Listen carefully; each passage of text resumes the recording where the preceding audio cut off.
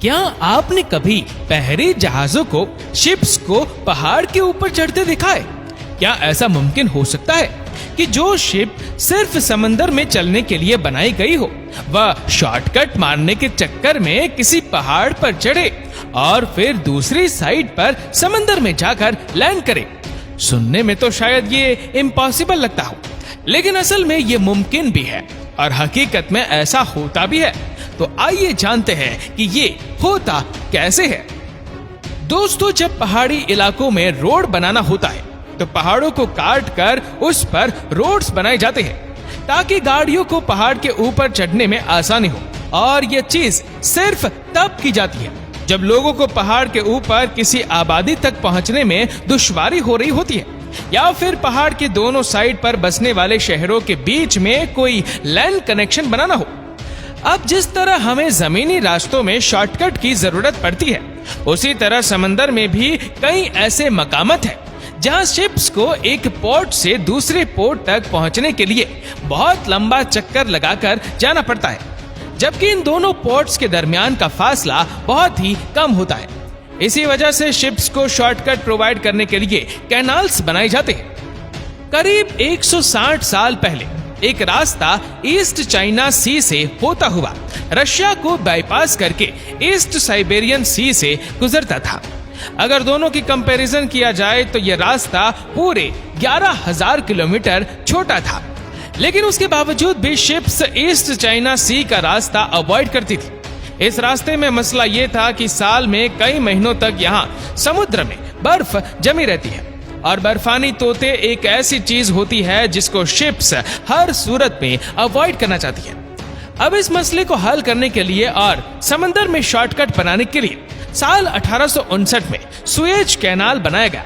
150 kilometre लंबे इस canal ने अरेबियन सी को बड़ी आसानी से मेडिटेरेनियन सी से जा मिलाया और जो सफर अफ्रीकन कॉन्टिनेंट से घूमकर 24,000 किलोमीटर में तय किया जाता था, वो इस सुएज कैनाल के जरिए सिर्फ 13,000 किलोमीटर में पूरा किया जाने लगा। सुएज कैनाल की कामयाबी देखकर अमेरिकन शिपिंग कंपनीज को भी इसी किस्म के कैनाल की जरूरत महसूस होने लगी। इसलिए नॉर्थ और साउथ अमेरिका को कनेक्ट करने वाला यह लैंड कनेक्शन जहां पैनामा मौजूद है, यहां भी एक कैनाल बनाने का फैसला किया गया, जिसको आज पूरी दुनिया पैनामा कैनाल के नाम से जानती है। लेकिन सुएज की तरह पैनामा से कैनाल निकालना कितना कठिन होगा, ये किसी के वहमो गुमान में भी नहीं था। जहां सुएज में कैनाल को खोदना काफी आसान था, क्योंकि वहां की जमीन का लेवल समंदर के लेवल से सिर्फ चंद फीट ही ऊंचा था और वहां की जमीन भी रेतीली हुआ करती थी। वहीं पैनामा के कैनाल को खोदना इम्पॉसिबल था और इसकी सबसे बड़ी वजह यहाँ मौजूद ऊंचे ऊंचे पहाड़ और इन पहाड़ों के अंदर ठोस पत्थर थे। यहाँ कैनाल खोदने का मतलब ये था कि 500 मीटर ऊंचे पथरीले पहाड़ों को समंदर के लेवल तक डीप खोदा जाए। आखिरकार साल 1876 में यह मुश्किल तरीन चैलेंज एक फ्रेंच कंपनी ने अपने सर ले लिया। कंस्ट्रक्शन वर्कर्स को न सिर्फ यहाँ पत्थरों को काटना था, बल्कि जंगलात में मौजूद जहरीले और जानलेवा कीड़ों से भी अपनी जान बचानी थी। अभी काम स्टार्ट हुए चंद साल ही गुजरे थे कि मच्छरों के काटने से वर्कर्स में एक अजीब बीमारी फूट पड़ी। ये बीमारी इतनी खतरनाक थी कि एक एक करके वर्कर्स की मौत होने लगी और मामला आखिरकार इस हद तक पहुंच गया कि 5600 वर्कर्स इस बीमारी की लपेट में आकर अपनी जान से हाथ धो बैठे। फ्रेंच कंपनी बैंकरप्ट हो गई और प्रोजेक्ट को छोड़कर उल्टे पांव भाग निकली। साल 1904 में अमेरिकन जब यहाँ आए तो उन्होंने पैनामा कैनाल की इम्पोर्टेंस को समझते हुए एक बार फिर से इस प्रोजेक्ट को कंप्लीट करने की कोशिश की। अमेरिकन जान चुके थे कि पहाड़ को खोदना एक बहुत ही इम्प्रैक्टिकल और बेवकूफाना सोच है, लिहाजा पहाड़ और सी लेवल का ये फर्क पूरा करने के लिए यहाँ एक आर्टिफिशियल लेक बनाई गई, जिसको आज हम गटून लेक के नाम से जानते हैं। इस लेक के एक हिस्से से कैनाल खोदकर अटलांटिक ओशन तक लाया गया, जबकि दूसरा हिस्सा पैसिफिक ओशन तक पहुंचाया गया। लेकिन सबसे बड़ा मसला अभी भी बाकी था।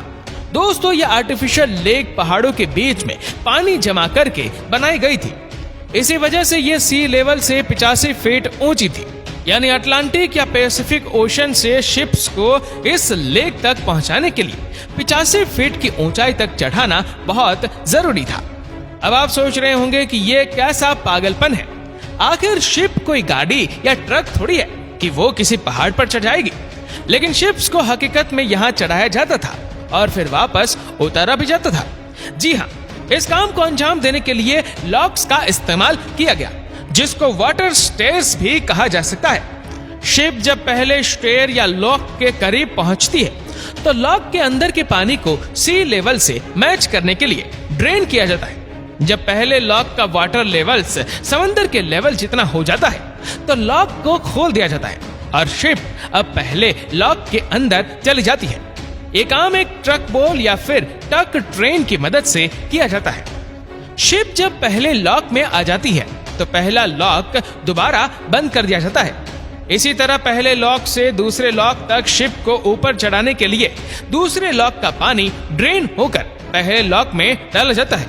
जब दोनों लॉक्स का वाटर लेवल बराबर हो जाता है फिर बीच का गेट ओपन हो जाता है और शिप अब दूसरे लॉक में पहुंच जाती है और इसी के साथ ही दूसरे लॉक का गेट दोबारा बंद हो जाता है। इसी तरह लेक का पानी दूसरे लॉक में भरा जाता है और जब सेकंड लॉक का वाटर लेवल गटून लेक के लेवल से मैच कर जाता है तो फिर तीसरा गेट खोला जाता है और ऐसे शिप गटून लेक में तैरना शुरू हो जाती है।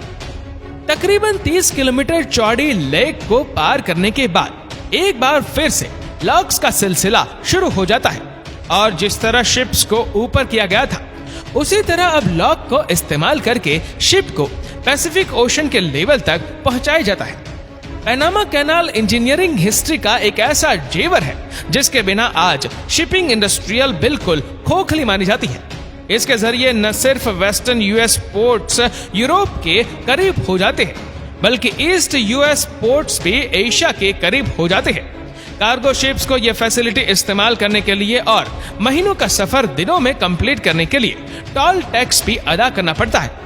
हर 20 फीट कंटेनर के बदले $60 शिपिंग कंपनीज को टोल टैक्स कीमत में अदा करनी होती है। यानी एक एवरेज साइज की शिप जिसमें 15,000 कंटेनर्स होते हैं वह सिर्फ एक बार ये कैनाल इस्तेमाल करने के तकरीबन $9 लाख पे करती है, जो तकरीबन 7 करोड़ रुपए बनते हैं। पैनामा कैनाल पूरी दुनिया की शिपिंग इंडस्ट्रियल के लिए इतना इम्पोर्टेंट हो चुका है कि नई मैन्युफैक्चर होने वाले शिप्स के साइज को पैनामा कैनाल के इन लॉक्स की साइज के हिसाब से बनाया जाता है। 2016 में एक्स्ट्रा लार्ज कार्गो शिप्स के लिए पैनामा कैनाल के लॉक्स की साइज को बढ़ाया गया। ये चेंज सिर्फ पैनामा कैनाल की हद तक ही महदूद नहीं थी बल्कि न्यू जर्सी स्ट्रेट को $1.7 बिलियन खर्च करके उन तमाम ब्रिजेस की ऊंचाई को भी बढ़ाना पड़ा जहां से इन एक्स्ट्रा लार्ज शिप्स को गुजारना था।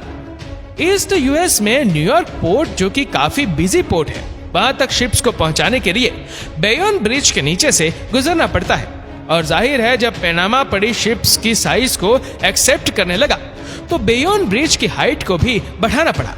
इसी के साथ साथ ईस्ट यूएस में जो पोर्ट सिटीज डीप वाटर पे नहीं है वहां डायरेक्ट बड़ी कार्गो शिप्स नहीं पहुंच सकती। उसके लिए कैरेबियन में ही ट्रांसशिपमेंट हब बनाए जा रहे हैं। यानी अगर बड़ी कार्गो शिप डायरेक्ट पोर्ट तक नहीं पहुंच सकती तो पहले वो इन आइलैंड्स पर मौजूद ट्रांसशिपमेंट हब्स पे अनलोड होगी। उनका कार्गो छोटी शिप्स में दोबारा लोड किया जाएगा और फिर वो शैलो वाटर पोर्ट सिटीज तक कार्गो को लेकर जाएंगे। एक तरह से देखा जाए तो पैनामा कैनाल पूरी दुनिया के लिए इतना इम्पोर्टेंट हो चुका है कि अगर यहाँ छोटी सी भी गड़बड़ हुई तो इसका नुकसान पूरी दुनिया को कई सालों तक भुगतना पड़ सकता है। इसका अंदाजा आप इस बात से लगा ले कि 2021 में एक कंटेनर शिप सुएज कैनाल में सिर्फ 6 दिन तक फंसी रही थी और इसकी वजह से यहाँ की सारी ट्रैफिक जैम हो गई थी। 6 दिन के बाद कैनाल को तो क्लियर करवा लिया गया, लेकिन इस हादसे की वजह से शिपिंग इंडस्ट्रीज को $60 बिलियन यानी 4,680 अरब रुपयों का नुकसान उठाना पड़ा। दोस्तों, इस वीडियो को लेकर आपकी क्या राय है नीचे कमेंट करके जरूर बताएगा। अगर आपको ये वीडियो अच्छा लगा हो तो इस वीडियो को लाइक करेगा, शेयर करेगा ज्यादा से ज्यादा लोगों तक और ऐसी ही और भी रोचक जानकारियों के लिए सब्सक्राइब करें हमारे YouTube चैनल को और Facebook पर फॉलो करें हमारे पेज को। धन्यवाद।